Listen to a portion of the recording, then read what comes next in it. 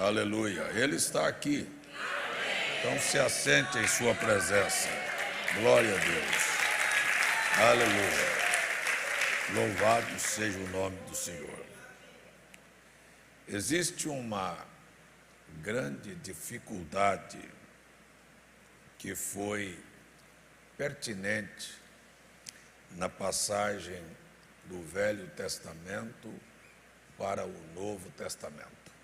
O Velho Testamento, ele é composto de seus rituais, as suas cerimônias e as suas muitas práticas, e que, na verdade, sofre uma mudança muito grande com a entrada do Novo Testamento.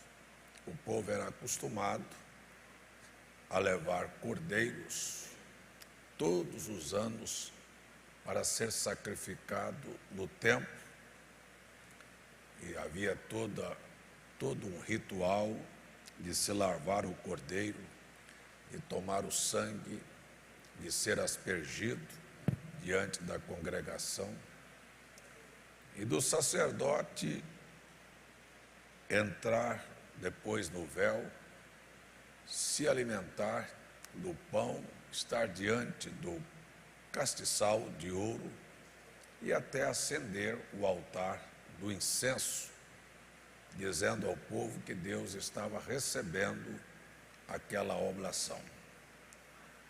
Uma vez por ano,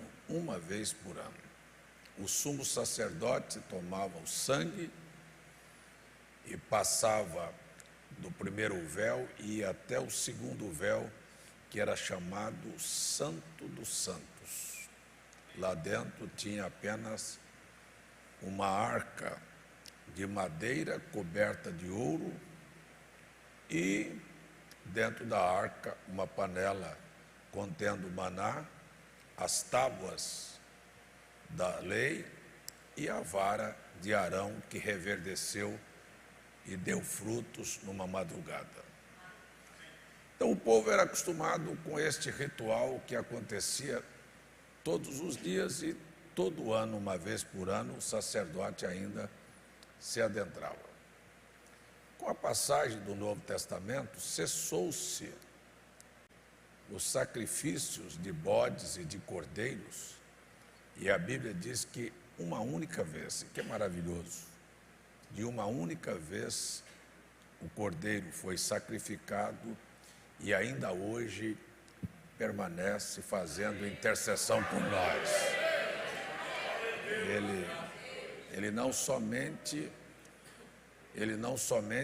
morreu. Deus, eu acho incrível como Deus age. Eu acho uma das coisas mais incríveis em Deus, irmão Alves, é como Ele, sendo santo, poderoso, autor de todas as coisas, se relaciona comigo e com você. Como é que um ser como Deus tem a capacidade de se relacionar com seres humanos, tão cheios de falhas, de limitações, e Ele sendo tão santo, tão perfeito, hein? Tão grande? Vamos aplaudir o Senhor? Eu acho que Ele merece o seu louvor. Talvez você queira fazer o que os serafins fazem, ó. Santo, santo, santo, santo é o Senhor. O irmão Brana disse que os serafins, ao dizer santo, eles se consideravam imundos. Eles estavam dizendo santo porque eles eram imperfeitos diante de Deus. Imagine que a Bíblia diz que Deus considera os céus como imundos em sua presença. Imagine eu e você hoje, hein? Eu acho que nós deveríamos nos curvar e dizer: santo, santo, santo, santo é o Senhor. Vê se você curva a sua cabeça para o pó de onde você veio e diga: santo, santo, santo, santo é o Senhor. Veja, então, o sacerdote, ele fazia todo este ritual. Só que Jesus entrou de uma vez para sempre. E acontece que ele não apenas entrou para fazer uma representação de si mesmo, porque ele é o varão perfeito. Ele não foi lá fazer intercessão por ele. Ele entrou assim: se eu fosse um advogado, irmão Aloysio, e você tivesse uma causa na justiça, e você me constituísse como seu advogado, eu entraria diante do juiz, naquele tribunal, não em meu nome, mas em teu nome. A causa era tua, e eu ia lá em teu nome. Se eu ganhasse a causa, quem estava ganhando é você. Então Jesus é nosso advogado. E ele vai diante do trono do Todo-Poderoso, não em seu próprio nome, mas em seu nome. Não para representar uma causa dele, mas representar a sua causa. Ele vai lá para representar você com todas as debilidades, e ele se apresenta, e eu quero lhes dizer aqui uma notícia extraordinária: e ele ganhou a causa. Quem foi que ganhou a causa? Quem foi que ganhou a causa? Quem foi que ganhou a causa? Quem foi que ganhou a causa? Quem ganhou a causa aí? Dê um glória a Deus aqui hoje à noite. Aleluia! Ele ganhou esta causa. Ele ganhou esta causa. Agora, a dificuldade do povo era, sabe, acostumado a pegar no cordeiro, acostumado a ver o sangue. E no Novo Testamento houve uma transição. Você já pegou no cordeiro? Você já viu o sangue de Jesus? Também não. Nem pegou e nem viu. Mas quantos aceitam pela fé? Pela fé. Você não precisa ver e nem precisa pegar, mas aceita pela fé que este sangue está falando por você hoje à noite. Ei, que coisa gloriosa! Eles não puderam aceitar, mas nós aceitamos. Nós cremos. E a Bíblia nunca em momento algum diz que nós somos salvos porque fizemos alguma boa ação. A Bíblia diz que pela graça somos salvos. Não foi por nenhuma coisa boa que você praticou que ele te salvou. Muito pelo contrário, ele veio buscar e salvar os que reconhecem que estavam perdidos. Não é nenhuma boa ação, não porque eu sou sincero, porque eu sou limpo, porque eu sou honesto. Ele deixou aqueles que pensavam assim de lado e foi atrás de ladrões, de prostitutas, de gente desonesta. E ele foi atrás daquele grupo de pessoas aleijadas, cegas, leprosos, e todo mundo estava escandalizado com ele. Ele falou assim: mas gente, os sãos não precisam de médico. Quem precisa de médico são os doentes. Alguém precisa dele aqui hoje à noite? Tem alguém que precisa dele aqui hoje à noite? Eu já sei que você não se considera santo, você considera ele santo. Você não se considera o dono da verdade, mas ele é o verdadeiro. Amém? Glória a Deus, glória a Deus. Então, esta foi a grande dificuldade de fazer a transição. E a transição no tabernáculo do Antigo Testamento, que Deus ordenou a Moisés construir em Êxodo capítulo 25, é uma coisa gritante e chocante. Deus mandou Moisés construir o tabernáculo, deu as medidas, deu o padrão, deu tudo a respeito do tabernáculo. E foi Deus que designou que no primeiro véu, na primeira divisória, o animal, a bacia, o sacerdote deveria ser lavado e o sacrifício imolado ali, o sacrifício queimado ali. E foi Deus que disse que o sacerdote, preste bem atenção, o sacerdote entrava no segundo véu, chamado lugar santo. o povo ficava fora. O adorador só tinha direito até o primeiro, quando ele entregava o cordeiro. E eu vou dizer, o cordeiro ou uma rola ou uma pomba, dependendo da sua capacidade. Agora, uma coisa ficou estabelecido no livro de Deuteronômio, capítulo 16, versos 16 e 17. Deus disse: não aceito ninguém chegar diante do meu tabernáculo, da minha tenda, com a mão vazia.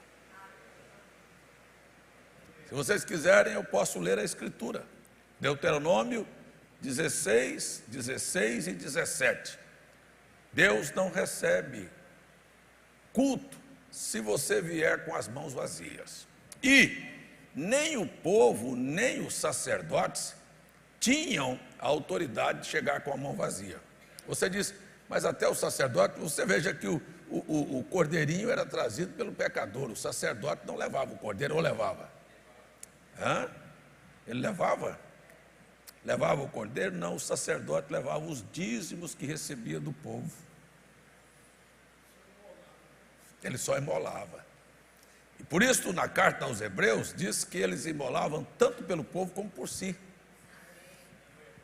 Na carta aos Hebreus. Então, na verdade, o sacerdote também não podia chegar com a mão vazia. Ele recebia os dízimos do povo e ele tinha que trazer os dízimos para trazer o dízimo dos dízimos. Posso ouvir seu amém? Interessante que você note como era a ordem. Ele tinha que também trazer alguma coisa ao povo. E pode notar que no livro de Malaquias, Deus não está falando com o povo, está falando com os sacerdotes. E diz para os sacerdotes que os sacerdotes estavam vindo com cordeiros aleijados, mancos, cegos, que o povo trazia.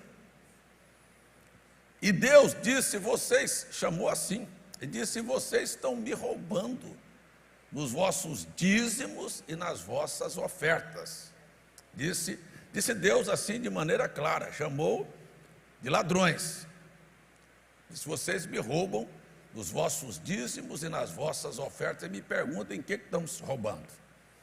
Então Deus não admitia ninguém chegar diante dele com nada que não prestasse. Você trazia, mas trazia as primícias. O povo tinha que trazer cordeiro que não era cego, que não era aleijado, que não era manco, e o sacerdote deveria ter o cuidado de não apresentar aquilo a Deus, porque senão a responsabilidade era sacerdotal. Posso ouvir seu amém? Estou vendo gente cansado e às vezes a gente chega querendo conversar um pouquinho, os olhos vão pesando. E o primeiro que dormiu hoje eu vou arrancar o sapato e jogar na cabeça dele. Você vai dizer que pregador violento. E eu vou dizer, Jesus disse que se usa violência para entrar no céu. Hein? Agora eu vou ser bíblico. É nada, brincadeira. Eu vou lá mandar o irmão Caleb ir lá acordar você. Mas leve um copo de água. Só bater, né, Moiola? Tá bom. Muito bem. Então, na verdade, nós precisamos lembrar que o tabernáculo foi instituído por Deus, construído por Deus, as regras que deveriam ser usadas no tabernáculo, todas elas foram dadas por Deus. Todas elas. Mas isto veio e caminhou por muitos anos, 40 anos no deserto. Depois veio o período de Josué, quando assumiu. Depois de Josué vieram os juízes, mais 400 e tantos anos. E depois dos juízes, o último deles é Samuel. Estou certo? Amém. Se eu tiver certo, vocês dizem amém. Amém. Se eu não tiver, vocês fiquem calados. Se vocês ficarem calados, eu estou entendendo que vocês estão dizendo, você está errado, pastor. Só quero ver como é que vai funcionar esse culto hoje. Então, o último dos juízes foi Samuel. E Samuel nasceu numa época em que um profeta havia vindo e dado uma profecia muito dura contra o sacerdote Eli. Parece que eu estou ficando certo aqui até agora. Os que não falaram é porque disseram que eu estou errado. Estou olhando para a sua boca agora. Então, o sacerdote Eli tinha 2 filhos, Finéias e Ofni, é isso mesmo? É isso? Estou certo aí? Estou certo aí? Muito bem, aqueles 2 eram homens chamados filhos de Belial. E um profeta veio e profetizou que eles iam ter uma ruína, e se foi. Depois, Deus apareceu a Samuel numa noite e disse que ia varrer da terra a casa sacerdotal de Eli. Israel entrou em guerra com os filisteus. Israel estava perdendo a batalha. E a única coisa sagrada que existia lá atrás do véu era a arca. E a arca representava a presença de Deus. Era isso mesmo? Então ninguém entrava lá, só o sumo sacerdote uma vez por ano. Era verdade? Agora eu queria fazer uma pergunta: quantos querem a presença de Deus uma vez por ano?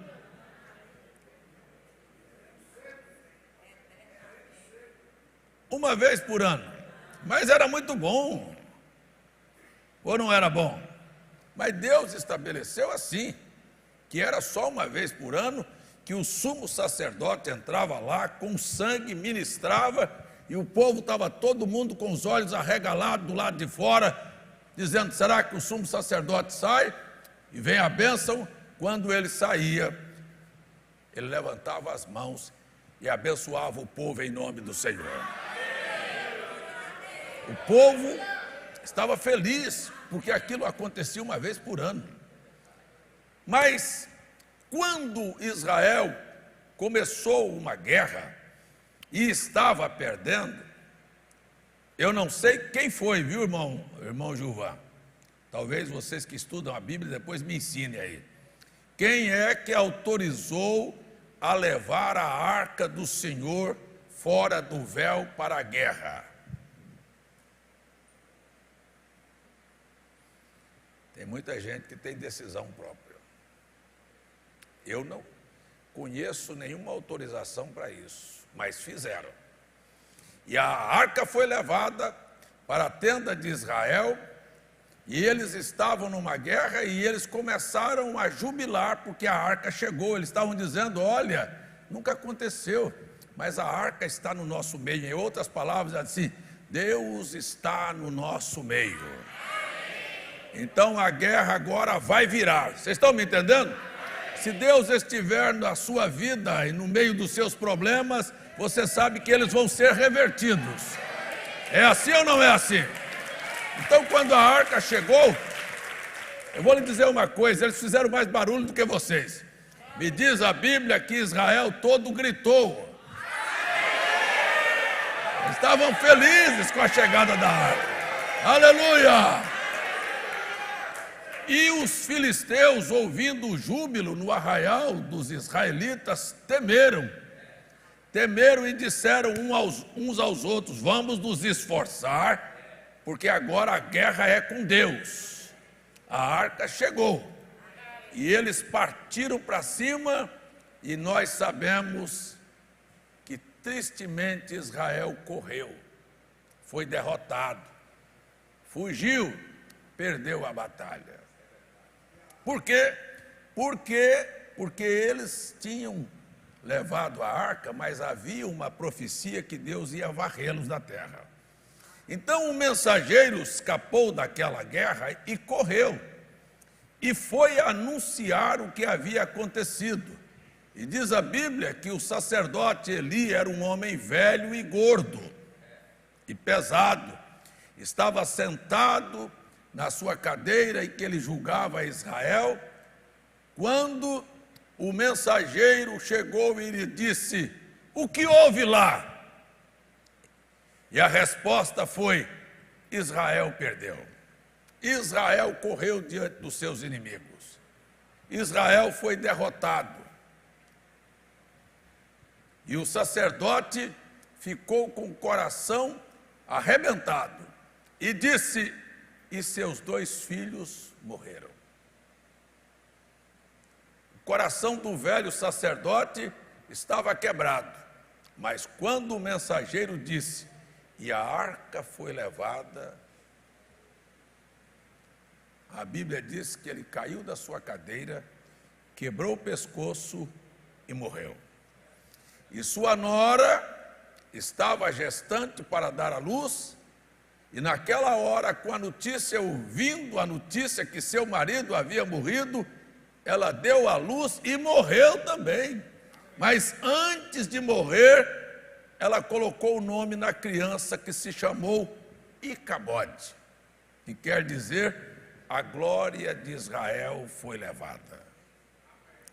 Deus estava ausente do povo. A arca foi levada pelos filisteus. A gente conhece o que aconteceu, o desastre na terra, as pragas, as hemorroidas, a queda de Dagom diante da arca, a maneira como os filisteus se viram livres dela e mandaram para tirar da terra deles. E passou todo aquele tempo em que Samuel continuou dirigindo a Israel como um profeta de Deus e como o último dos juízes, sem a presença da arca.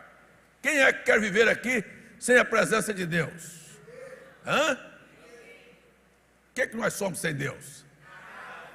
E ele ficou, mesmo sendo Samuel, até que veio a rejeição. O povo pediu para ter um rei, e Deus mandou Samuel ungir a Saul como rei em Israel. E ele ungiu Saul, e Saul passou 40 anos no trono. Agora imagine o que é 40 anos no trono, apenas ostentando um nome de rei, assentado no trono, mas Deus ausente da vida dele.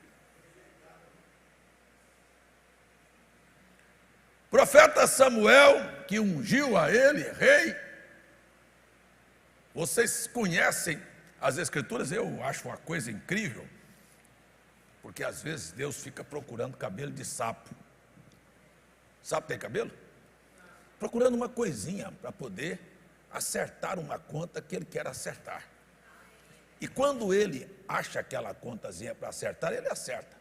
Então, nós encontramos que ele mandou Saul eliminar os amalequitas.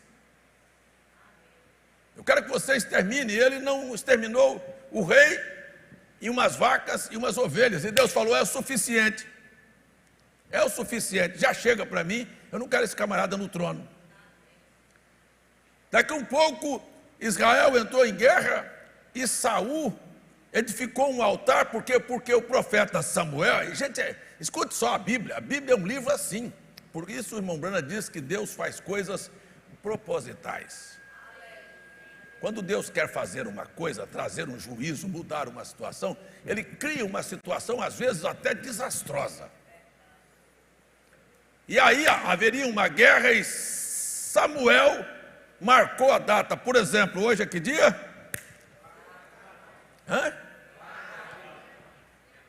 4, sexta-feira. Sexta-feira 4, eu vou estar em Recife. E não veio. 5, não veio. 6, não veio. 7, não veio. Foi aparecer na próxima sexta, 7 dias depois. Quando Saul viu que o povo ia embora e ele iria perder a guerra, o que ele fez? Fez um altar e prestou um sacrifício que não era permitido. Posso ouvir seu amém? Acho que eu estou falando em verdade, que vocês não dizem amém.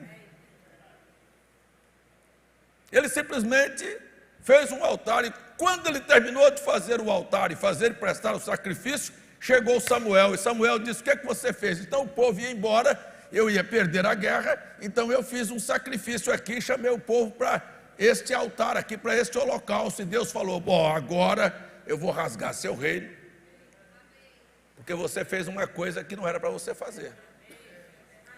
E eu já encontrei um homem segundo o meu coração.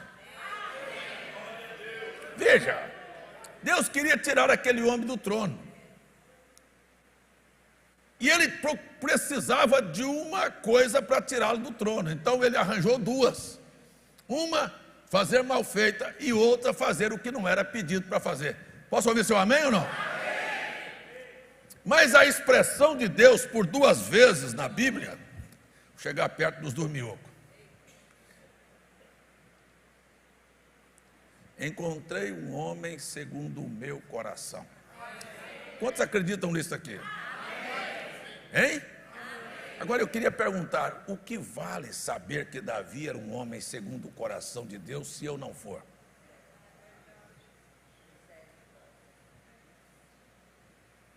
Mas Davi era um homem segundo o coração de Deus, e eu? O que eu sou?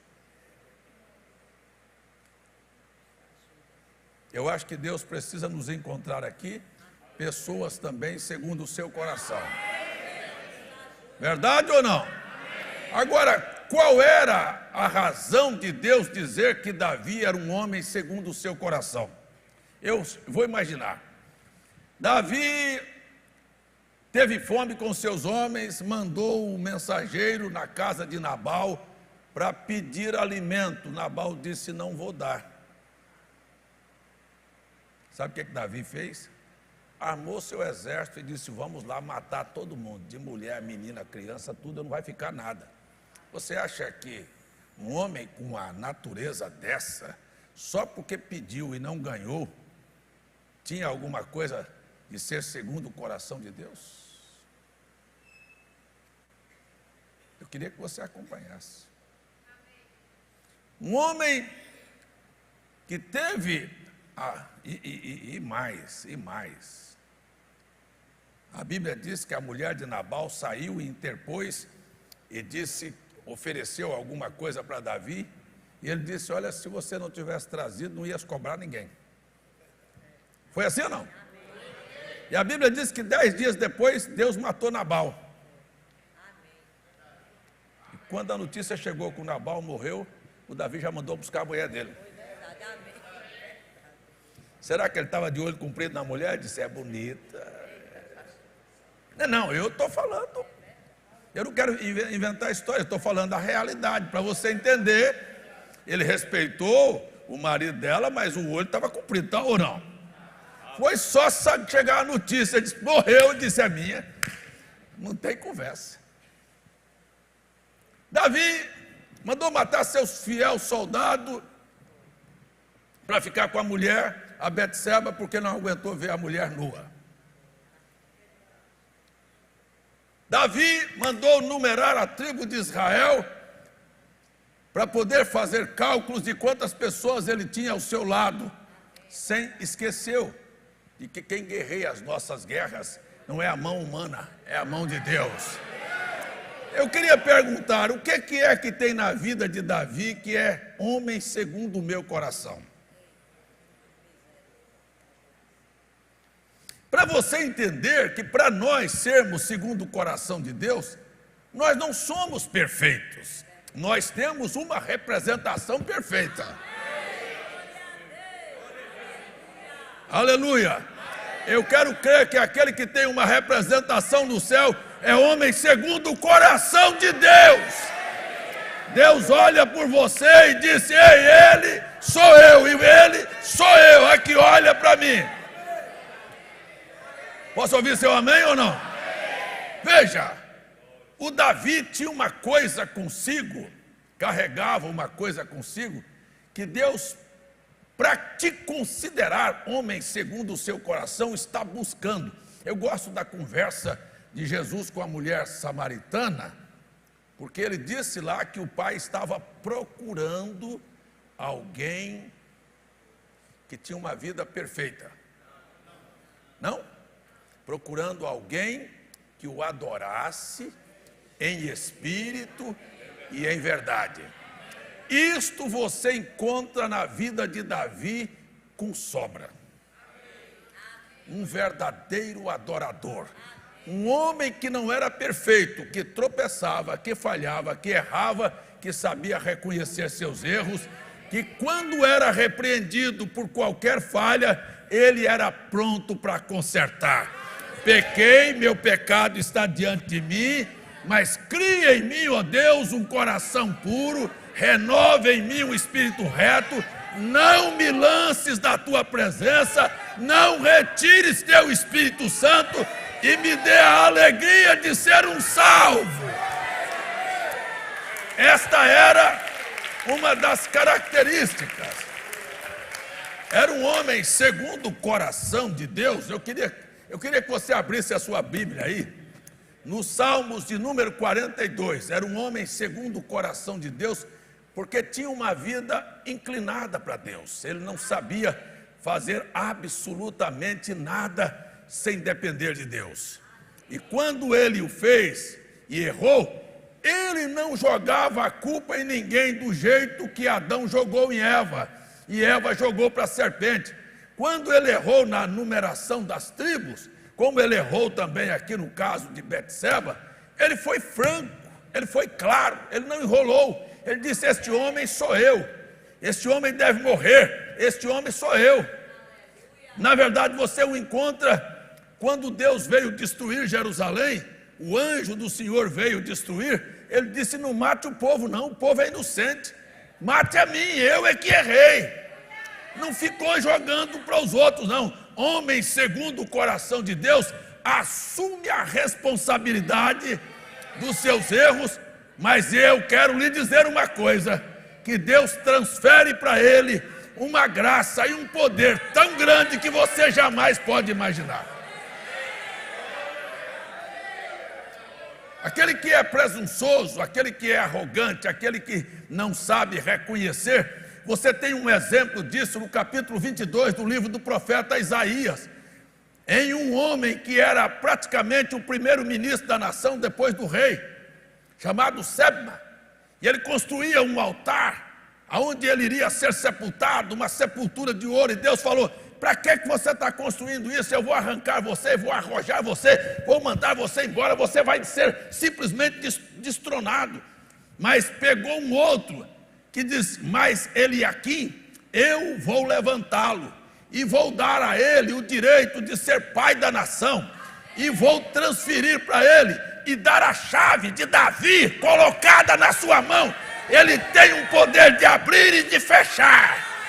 A porta que ele vai abrir está aberta, e a porta que ele fechar está fechada. Esta chave pertencia a Davi, e Davi era este homem que com sua vida abria, movia o coração de Deus, e Deus descia e guerreava as suas guerras, e ganhava as suas batalhas, e estava dando a Davi uma vida vitoriosa. E Deus quer pegar os humildes e colocá-los desta maneira.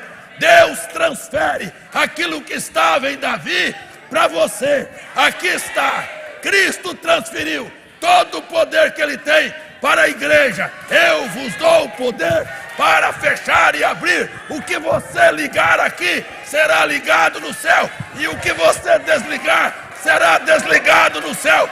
Eu vou dar a você a mesma chave que eu dei a Davi.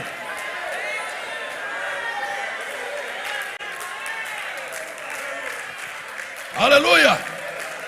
Glórias ao nome do Senhor. Então você veja que o Davi tinha um comportamento. Vamos ler os Salmos 42. Irmão Brana pregou a mensagem sede, baseado nesta escritura. Sede. Chegue na sua casa, se você tiver, leia a mensagem. Sede é um dos salmos muito bonitos da Bíblia. Leiamos juntos, amém? Amém. Você está aqui? Amém. Estou falando alguma coisa fora da Bíblia? Não. Ou estou te contando o que é que Deus viu em Davi, que diz que ele é segundo o meu coração.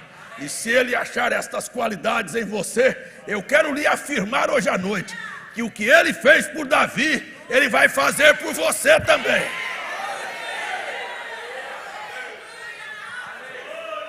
Que a unção que estava sobre Davi vai ser transferida para você. Ele vai dar autoridade para você derrubar gigantes. Ele vai dar autoridade para você destruir exércitos. Ele entrará na jornada da sua vida e te dará uma vida mais do que vitoriosa. Mas estas qualidades precisam estar em nós. Ei, louvado seja o nome do Senhor. Então Davi, encontrei um homem segundo o meu coração. Saul não entendeu e pensou que era um homem tão bonito como Saul. Samuel pensou. Quando ele chegou diante de Eliabe, irmão de Davi, o camarada era bonito, alto, tinha uma pinta de rei. Ele disse, não, você está olhando como olha homens, eu olho diferente. Eu, para buscar um homem segundo o meu coração, eu não encontrei aparência, não. Eu encontrei o que está lá dentro da alma dele.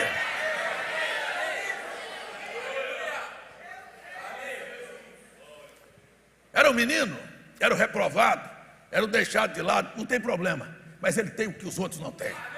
Os outros estavam lá na festa, o Davi não estava, nem convidado ele foi. Mas Deus disse, eu já encontrei ele.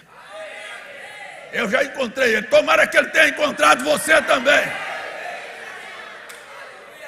Aleluia. Mas o que é que Davi tinha, que Deus disse, encontrei um homem segundo o meu coração? Vamos ver os Salmos 42. Tinha isto aqui, ó. Assim,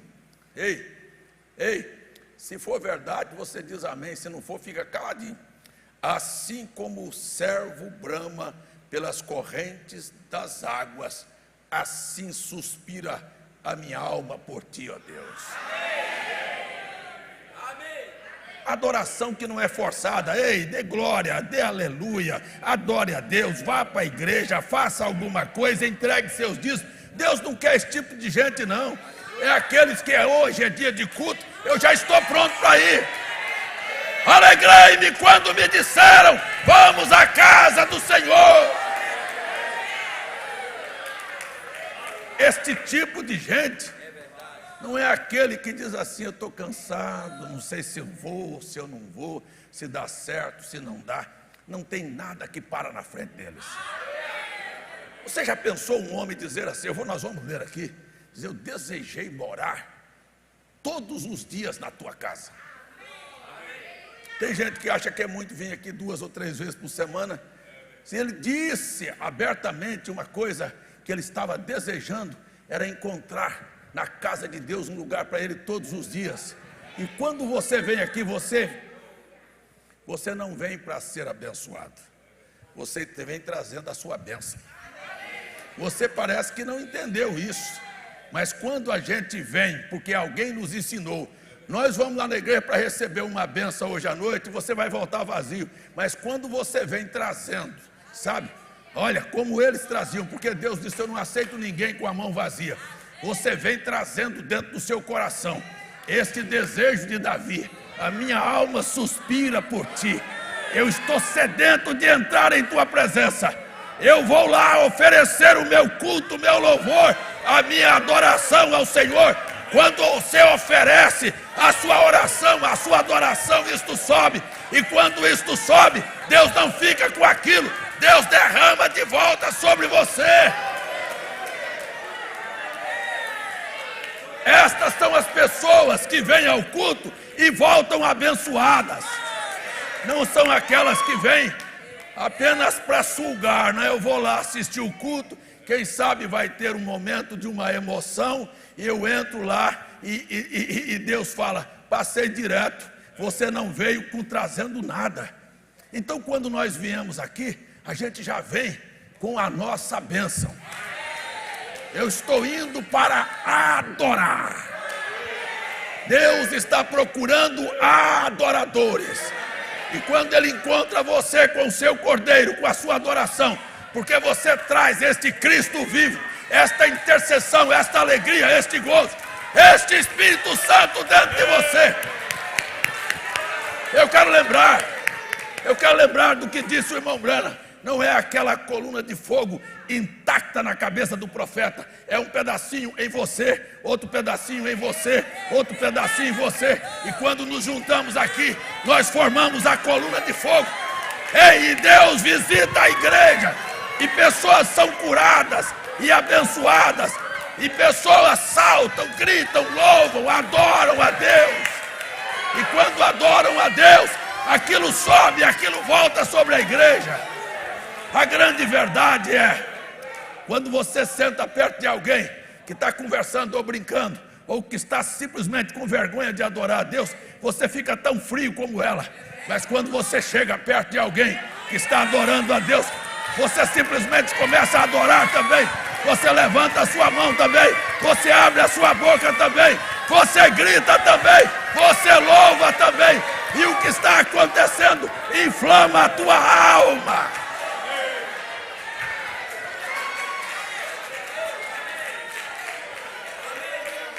Amém? Mas quando nós gostamos daqueles cultos cheios de ritos, como tinha no Antigo Testamento, um sacerdote com uma bacia, sabe, simplesmente lavava ou entrava e o povo ficava fora. Esse culto não serve para mim. E não serviu para Davi. E Davi viveu como um fugitivo durante 30 anos, durante o reinado de Saul, mais 7 anos em Hebrom. Mas a alma dele estava assim, ó. Olha só, assim como o servo brama pela corrente das águas, a minha alma suspira por ti, ó Deus. A minha alma tem sede do Deus vivo. Quando entrarei e me apresentarei ante a sua face? Havia uma expectativa. Ei, eu estou desejando ver o poder sobrenatural do Espírito Santo entrar de tal maneira na vida desta igreja, na tua vida, na vida de todos nós. Quando é que esta hora vai chegar?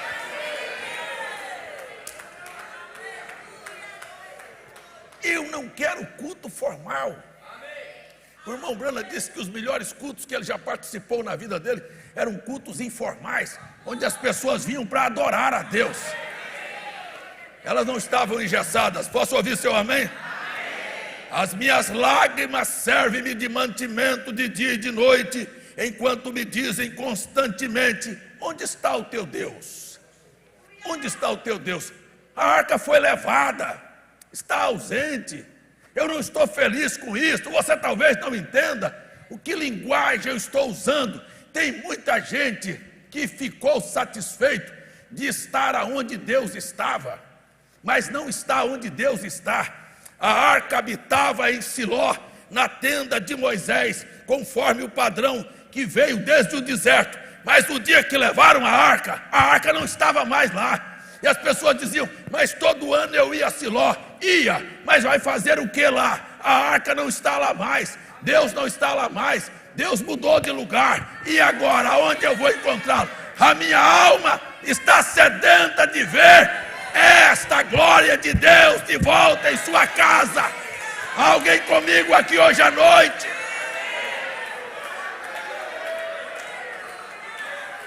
Siga. Verso 4, olha, quando me lembro disto, hein? Olha só, dentro de mim derramo a minha alma, pois eu havia ido com uma multidão lá em Siló. Fui lá com eles na casa de Deus, com a voz de alegria, de louvor, como multidão que festejava. Mas agora, se eu vou a Siló, eu apenas vou a um lugar vazio, onde a arca não está mais, e acabou a glória de Deus, e Icabode foi-se embora. E agora, o que eu vou fazer? Eu tenho desejo na alma. Quantos estão desejando ver a glória de Deus voltar e habitar em plenitude na sua vida? Eu estou dizendo, quantos querem uma vida cheia de Deus?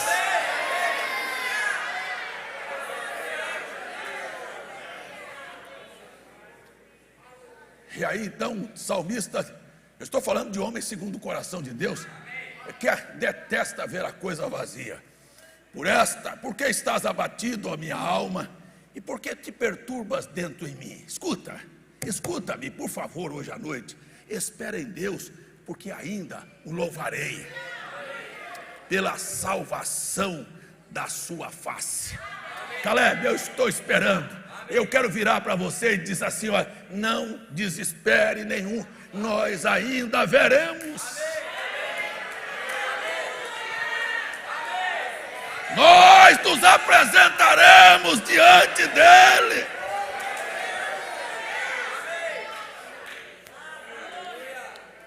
Olha só a expressão: ó meu Deus, dentro de mim a minha alma está abatida, por isto me lembro-te desde a terra do Jordão, desde os Hermonitas, desde o pequeno monte.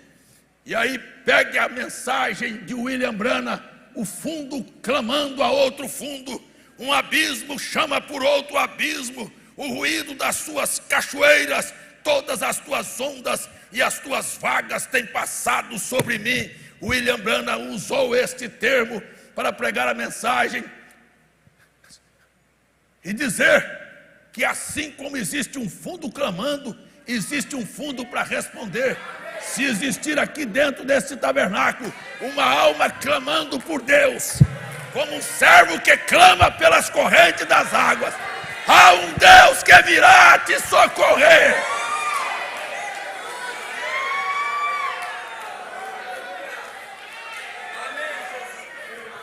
Agora, se estamos vindo à igreja apenas cumprir um ritual, você está no lugar errado. Você não é a pessoa que Deus disse: encontrei o homem segundo o meu coração. Deixa eu terminar de ler o Salmo. Posso terminar?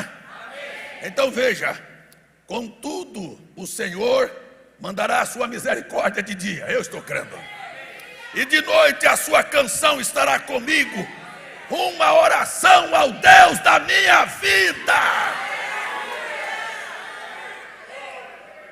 Direi a Deus, minha rocha, por que te esquecesses de mim? Eu só queria dizer para você que Deus não se esqueceu de você. Deus está em silêncio. Deus está em silêncio. Deus está ouvindo bater no teu coração o desejo da tua alma.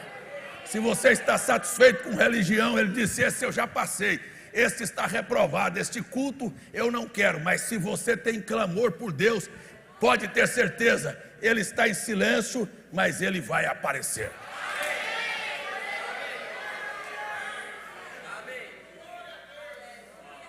Glória a Deus. Amém? Olha só: direi a Deus, minha rocha, por que te esquecesses de mim? Porque ando de lamento por causa da opressão do inimigo. Com ferida mortal em meus ossos, me afrontam os meus adversários, quando todos os dias dizem: onde está, pastor César, o avivamento?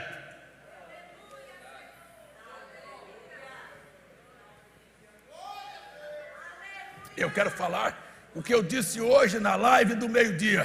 Deus fez uma promessa. E quando Deus faz uma promessa, às vezes ela não vem do jeito que você está esperando. E quando a promessa de Deus é feita a você, talvez você esteja esperando que seja urgente, ela vai demorar. Mas quando ela chegar, deixa eu lhe dizer aqui, será muito maior do que você pode imaginar. Será muitas vezes maior do que este pobre pregador pregou aqui nesta plataforma.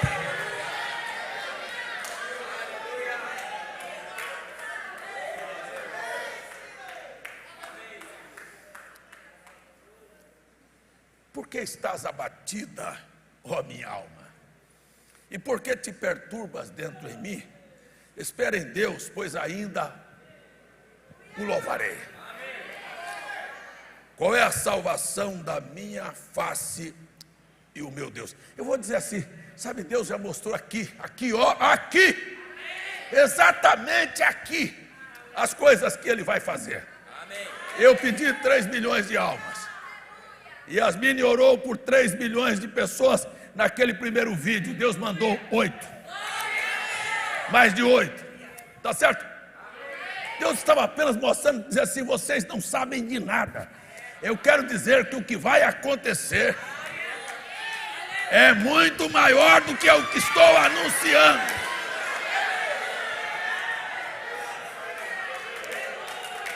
Davi, ao ser chamado, ele não pensou que teria o reino que ele ia ter. Ele nunca pensou que ele ia ter o reino que ele ia ter. E Deus deixou ele começar com 2 casas, passou para as 12, mas não ficou nas 12. ele conquistou. Escutem bem, ele conquistou todas as terras que Deus mostrou a Abraão. E que Josué nunca foi capaz de dar. Eu só queria dizer a você as terras que ele mostrou para Abraão, para terminar aqui, porque a minha hora já avançou. Vou terminar, agora mesmo. As terras que ele deu a Abraão, a Bíblia diz que Abraão saiu procurando. E ele chegou. Estou citando a Bíblia. Se eu disser a verdade, vocês dizem amém. Senão vocês ficam calados. E a Bíblia diz que ele chegou na terra que Deus havia prometido. E habitou em tendas com Isaque e com Jacó. Foi ou não foi? Quando Moisés voltou do Egito com o povo e Josué estabeleceu o povo na terra, o povo não recebeu nem a metade de onde Abraão, Isaque e Jacó haviam peregrinado. Mas Deus disse, é sua. Mas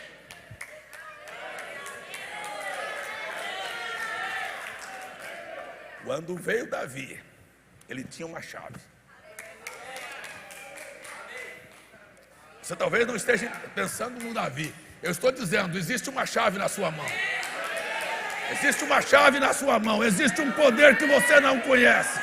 Existe um poder que você não conhece. E nem o Davi sabia que estava sendo chamado para aquela obra. Você não sabe porque Deus te chamou. Mas há uma coisa grande para acontecer. O Davi vai conquistar todos aqueles reinos. Você vai ser usado para Deus avançar aqui na terra. Eu ouço o amém de alguém aí.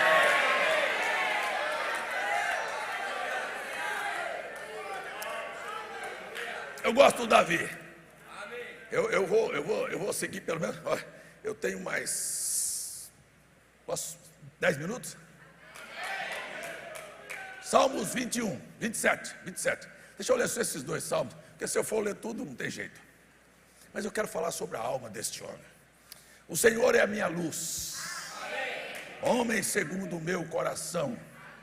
É gente iluminado, que sabe que o Senhor está guiando os seus passos por um caminho claro. Aleluia! É a minha salvação. Você não está confiado nas suas boas ações ou boas obras.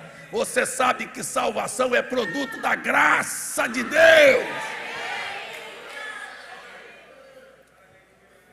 Segundo, a quem temerei? Qual é o desafio? O Senhor é a força da minha vida. De quem me recearei? Quando os malvados, meus adversários e meus inimigos chegaram contra mim para comerem minhas carnes, tropeçaram e caíram. Ainda que um exército me cercasse, o meu coração não temeria. Ainda que a guerra se levantasse contra mim, nisto confiaria. Este homem dormia com 600 homens cercados dentro da gruta de Adulão. E o exército de Saul com 10 mil homens cercados à sua volta, dizendo, acabamos com ele. Eu quero só lhe dizer uma coisa. Quando o diabo pensar que destruiu sua vida, ele está tão enganado. Porque Deus vai fazer uma portinha, uma brechinha sair. Você vai escapar e vai dar glória a Deus. Não há nada que possa destruir um Davi.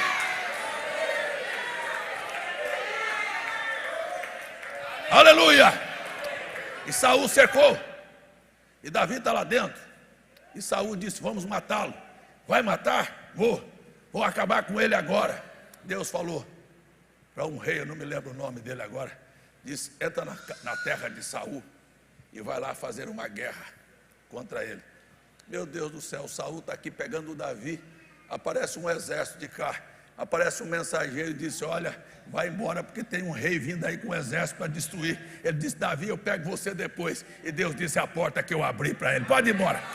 Pode ir para casa dando glória a Deus, porque sempre haverá uma porta aberta para você. A porta que ele abre, ninguém pode fechar.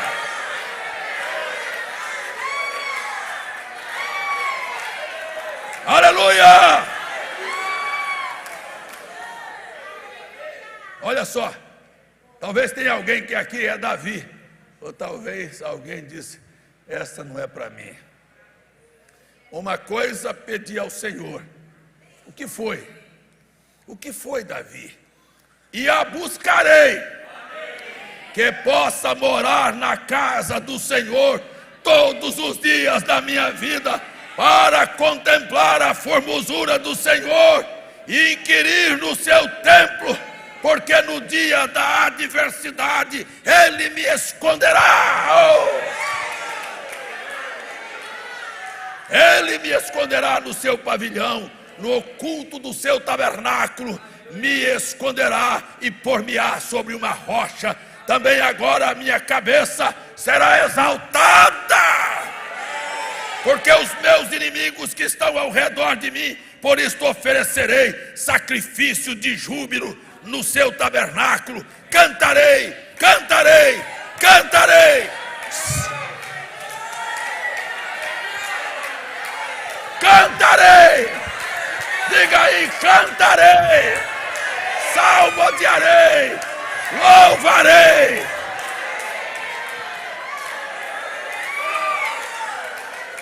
Aleluia, aleluia, aleluia. Ouve, Senhor, a minha voz quando clamo, tem piedade de mim e esconde-me, responde-me, quando tu dissestes, buscai o meu rosto. Estou com preguiça, estou cansado, estou sem inspiração. Eu respondi, o meu coração disse a ti. Este é o homem segundo o coração de Deus. Ei, o meu coração disse a ti, o teu rosto, Senhor, buscarei. Não esconda de mim a tua face, não rejeites ao teu servo com ira. Tu fostes a minha ajuda. Não me deixes nem me desampares, ó Deus da minha salvação. Escute, vou terminar, eu estou terminando. Porque quando meu pai e minha mãe me desprezarem, o Senhor me recolherá. Ensina-me, Senhor, o teu caminho e guia-me pela vereda reta por causa dos meus inimigos. Não me entregues à vontade dos meus adversários, pois se levantaram falsas testemunhas contra mim, e os que respiram crueldade. Pereceria sem dúvida, se não cresce, que veria a bondade do Senhor na terra dos viventes. Eu não estou esperando ver as bênçãos do milênio, eu estou esperando ver as bênçãos aqui na tua casa, na tua vida, na tua família. Eu estou esperando ver o que Deus disse que vai haver.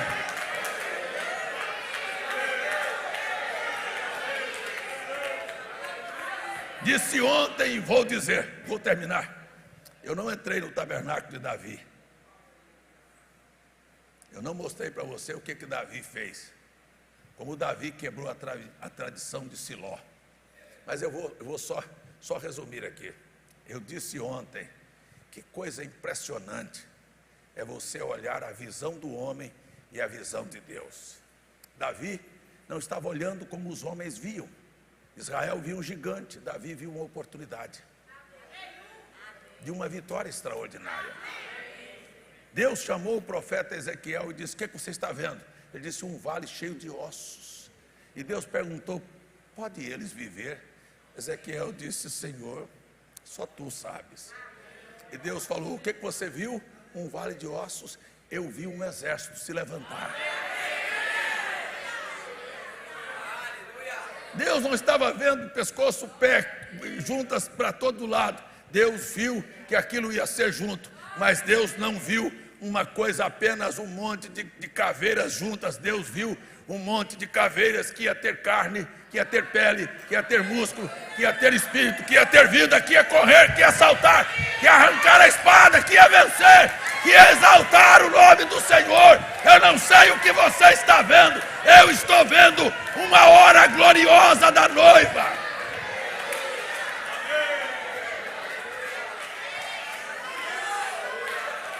Amém, amém. Mas eu não posso ir embora. Eu sou pregador. Pelo menos tento ser. Deixa eu apenas ler essa escritura. E só esta aqui e vou embora. 1 Crônicas 16, e eu termino. Termino com o Davi. Termino com essa chave.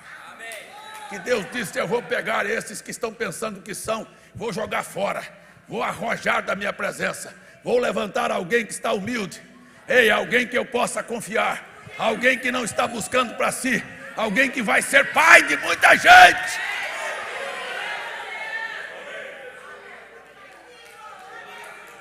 Aleluia, aleluia. Eu vou colocar a chave de Davi. Guarde esta escritura, Isaías 22, 22, é fácil de guardar. 22, 22. Aleluia. Termino.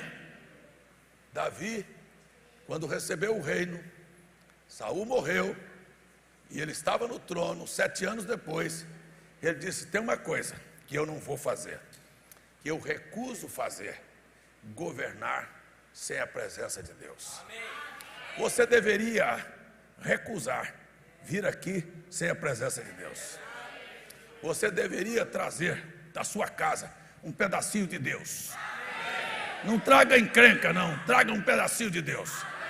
Traga a sua adoração, traga o seu louvor, traga este desejo que foi citado aqui hoje à noite. Eu vou lá, eu vou estar lá. Eu vou lá para abençoar a vida dos meus irmãos. Eu não vou lá buscar uma bênção, não. Eu vou lá para abençoar a vida do povo. Vou abençoar o pastor, porque quando o pastor pregar e eu der uma meia, eu estou abençoando a vida dele.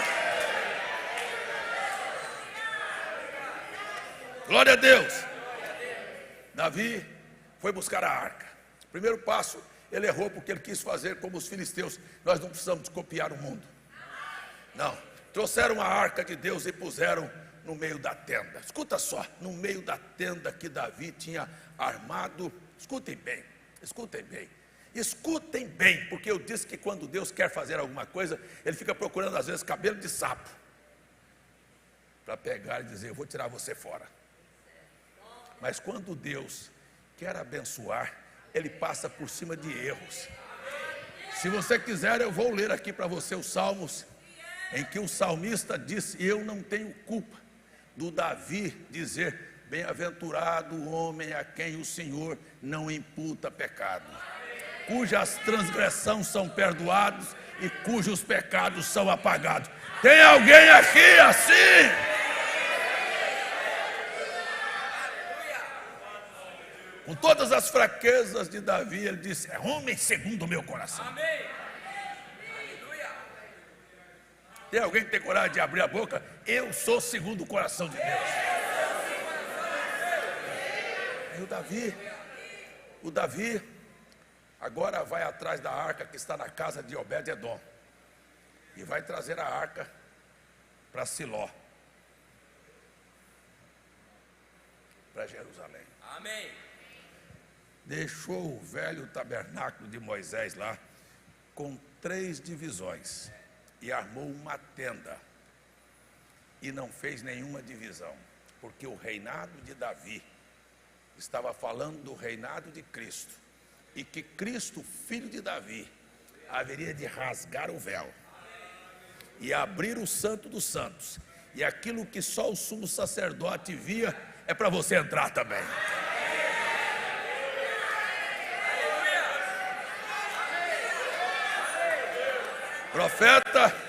Profeta irmão Bruno disse que no Velho Testamento, se você entrasse, você morria, mas aqui, se você não entrar, você morre.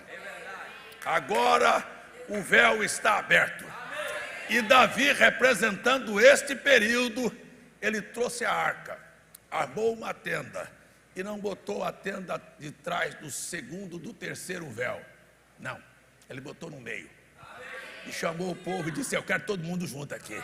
Quem é que quer estar na presença dessa arca?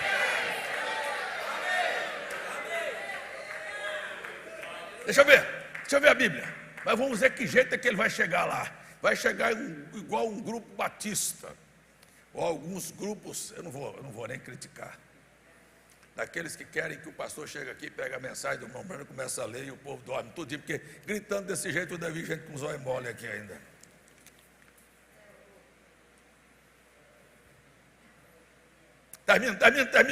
Termino, já passei 5 minutos. Olha, Trouxeram, pois, a arca de Deus e puseram no meio da tenda que Davi lhe havia armado e ofereceram holocaustos e sacrifícios pacíficos perante Deus. Escute bem. Saul, quando ofereceu um holocausto, Deus disse: eu rasguei o teu reino. Mas Davi, não. Acabado Davi de oferecer o holocausto, ele passou o olho e disse: não vi nada. No Saul ele disse fora, mas para Davi ele disse dentro, porque Davi representava um outro período. Era o período em que o véu estava rasgado e era para o povo entrar mesmo, entrar com ousadia, entrar com louvores, entrar com cânticos, entrar com júbilo, entrar com glórias, entrar com aleluias, entrar louvando a Deus, entrar exaltando o nome do Senhor.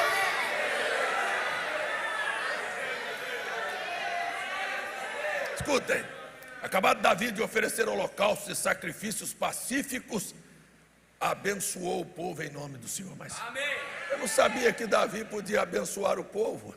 Eu pensei que era o sacerdócio, mas ele estava representando o ministério de Cristo, que é chamado Filho de Davi, que tem um sumo sacerdote que hoje à noite está lá no céu por mim e por você. Deixa eu terminar. Repartiu a todos em Israel, tanto homens como mulheres. Poxa, até as mulheres entraram. Você vai a Israel, hoje ainda está lá no Muro da Lamentação. O Muro da Lamentação tem uma cerca, do lado de cá é só homem, do lado de cá é só mulher. Mas lá entrou todo mundo. Aleluia! Cada um com pão e cada um com um pedaço de carne e cada um com um frasco de vinho. Saíram tudo alegre. Não tinha ninguém triste, porque vinho aqui era a representação do Espírito. E Paulo disse: não se embriague com vinho não, mas se encha do Espírito. Aleluia! E pôs alguns dos levitas por ministros perante a arca do Senhor. Oxe, era só o sumo sacerdote. Ele botou os ministros perante a arca do Senhor, isto para recordarem e louvarem e celebrarem ao Senhor Deus de Israel. Era Asaf, o chefe, Zacarias, o segundo, depois Jeeliel, Simiramote, Gielel, Matatias, Eliabe, Benaia, Obed-edom, Gieliel, com alaúdes, com harpas, com Asaf, e faziam ouvir com símbolos. Era muito instrumento. E o povo estava lá para louvar. Vai. Também Benaia e Jaziel, os sacerdotes, continuamente tocavam trombetas. Que estranho, não é mais agora num lugar que só o sumo sacerdote entrava, a arca estava lá, e o barulho cresceu, e a festa foi grande, e todo mundo estava lá para louvar perante a arca da aliança de Deus. E naquele mesmo dia, Davi, em primeiro lugar, deu o seguinte salmo, para que pelo ministério de Asaf e de seus irmãos louvassem ao Senhor. E eu termino aqui, viu? E Davi abre a boca e disse: fiquem calados, porque eu vou louvar. Não, ele mandou todos: louvai ao Senhor. Não é para você, louvai ao Senhor, invocai o seu nome, fazei conhecidas as suas maravilhas, cantai-lhe, salmodiai-lhe. Aleluia! Atentamente falai de todas as suas maravilhas. Vou terminar. Gloriai-vos no seu santo nome. Alegre-se o coração daqueles que buscam ao Senhor. Buscai ao Senhor e a sua força. Buscai a sua face continuamente. Lembrai-vos das suas maravilhas, que fez dos seus prodígios, dos juízos da sua boca. Ó semente de Israel, seus servos, filhos de Jacó, seus escolhidos. Ele é o Senhor nosso Deus, e os seus juízos estão sobre toda a terra. Lembrai-vos perpetuamente da sua aliança e da palavra que prescreveu para 1000 gerações. Da aliança que fez com Abraão, do seu juramento a Isaque, o qual também Jacó confirmou por estatuto e Israel por aliança eterna, dizendo: a ti darei a terra de Canaã, quinhão da vossa herança. Amém. E eles estavam lá vivendo em tendas, e você está vivendo numa tenda, e você está passando numa tenda, mas vai chegar a hora de você sair da tenda, de você tomar conta da terra que Ele te deu. Eu vou terminar gritando: as promessas de Deus são tuas.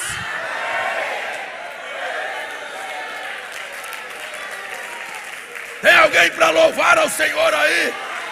Tem alguém para dar glórias ao nome do Senhor?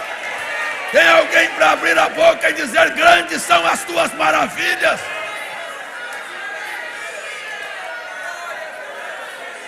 Aleluia!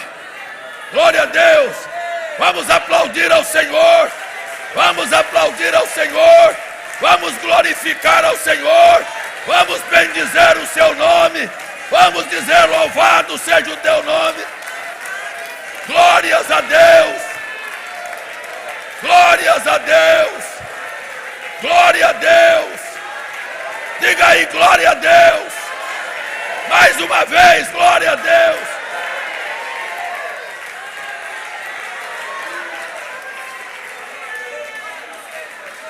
Eu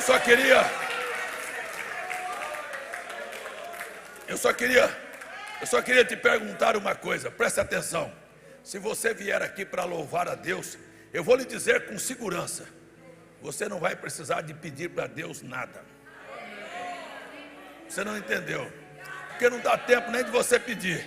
Quando você começar a louvar a Deus e glorificar a Deus, você não vai ter tempo para dizer: Senhor, minha cura, Senhor, meu emprego, Senhor, meu filho, Senhor, minha mulher. Você vai dizer: glória a Deus, aleluia, bendito seja o nome do Senhor, exaltado seja o teu nome, os céus proclamam a tua glória. Ei, louvado seja o nome do Senhor. Aleluia. Agora, se você quiser, eu vou lhe provar. Quando você começa a glorificar a Deus e exaltar o seu nome, você não tem tempo para ser o mendigo do palácio. Você é o adorador do trono. E vou lhe dizer, e quando você estiver adorando, Deus vai curando, Deus vai libertando, Deus vai abrindo portas, Deus vai solucionando problemas, Deus vai expulsando demônios, Deus vai transformando, Deus vai fazendo maravilhas. Tem alguém para glorificá-lo?